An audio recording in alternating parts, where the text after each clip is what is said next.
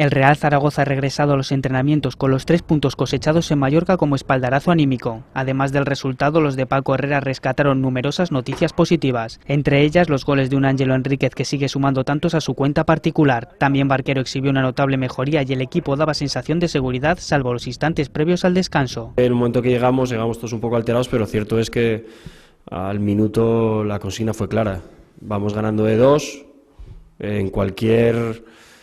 no hubiese cambiado la posición de Zaragoza por el Mallorca, firmaría pues todos los partidos tener ese resultado al descanso con uno menos, pues tienes muchas probabilidades de ganar, aunque sabías, y nos dio tiempo para mentalizarnos de que íbamos a tener un segundo tiempo pues muy complicado. Pero el gol de Barquero puso las cosas muy favorables y también las órdenes de Paco Herrera, entre ellas estaba la presión en campo rival. También sabíamos que el Mallorca era un equipo que no tenía una salida de balón muy fluida y a lo mejor les podíamos incitar a que saliesen con la pelota y ahí robar, y con la velocidad que tenemos ahora con Ángelo también, que es un jugador con mucha movilidad, pues podíamos hacerle mucho daño. En la sesión de este lunes, Víctor Laguardia ha trotado sobre el césped de la Ciudad Deportiva con aparente normalidad y Acevedo ha completado trabajo individualizado.